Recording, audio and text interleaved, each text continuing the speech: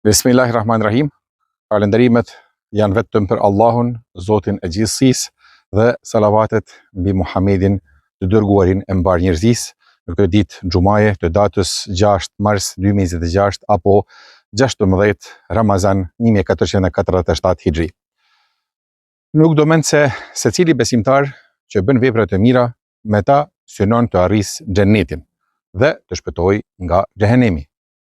Për të arritur këtë, fillimisht duhet pasur iman, besim.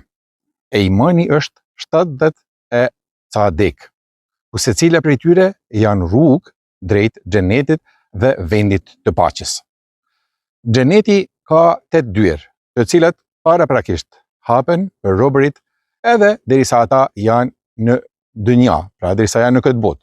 Për shembull, thot Muhamedi alayhis salam, të haneve dhe të enjteve hapen dyert e xhenetit dhe i falen mëkatet çdo robi që nuk bën shirk Allahut, me përjashtim të personit i cili ka armiqësi me vëllaun e vet. Për këta dy thuhet 3 herë prisni derisa të pajtohen.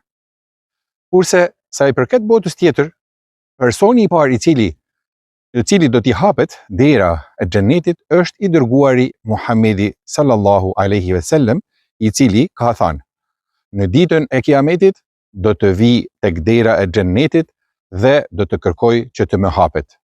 Rojtari i xhenetit do të më pyes: kush je ti? Jam Muhamedi, do t'i them. Ai do të më thotë: më është dhënë urdhër që të mos ja hap askujt derën para teje. Pas ti, te këto dyer do të vinë besimtarët dhe melekët do t'ja hapin ata. Ata do t'i presin dhe do t'i përshëndesin për këtë arritje të suksesshme.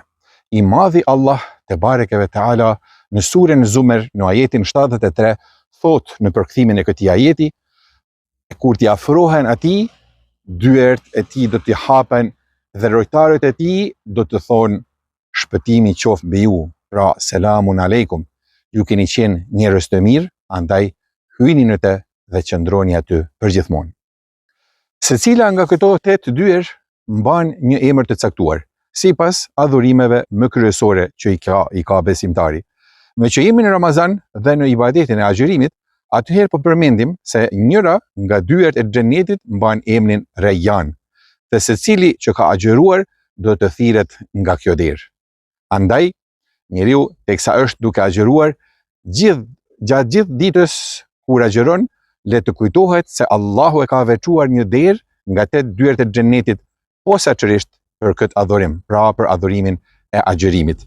Imagjinoni se çfarë ndikimi pozitiv ka një përkujtim i tillë për shpirtin e secilit besimtar. Fjala Rayyan nënkupton të kundërtën e etjes, gjithsesi shuarjen e etjes. Pse kështu? Po realisht, për çka ndjen nevojë më së shumti njeriu që agjeron? Për ujë apo për ushqim? Besoj se do të pajtoheni me mua. Për ujë apo jo?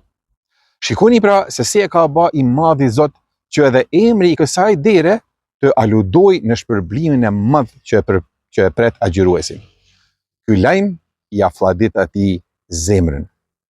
Nëse kësaj jashtojmë edhe faktin se pasi që agjëruesi të hyjë në të, ajo derë do të mbyllet dhe më nuk do të hyjë askush në të, e kuptojmë mirë se nga çka do të privohen ata të cilët pa ndonjë arsye valide nuk kanë agjëruar muajin e madhënshëm të Ramazanit.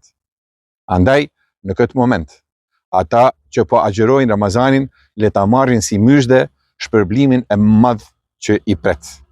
Kurse ata të cilët i kanë bërë vetes pa drejt dhe nuk e respektojnë këtë urdhër, e ndoheni sa nuk është bërë vonë, se vallahi shumë do të mërziten nesër ata njerëz që nuk kanë agjëruar kur të privohen nga kjo mirësi e madhe që sjell agjërimi i Ramazanit. Allahu na falt të gjithëve në këto ditët e faljes që janë ditët e 10 ditësh të dytë të muajit të Ramazanit dhe na e bëft të qartë të vërtetën nga e kota. Allahu ju pas në mbikëqyrje dhe deri në perlën e xumas së radhës. Esselamu alaikum wa rahmatullahi wa barakatuhu.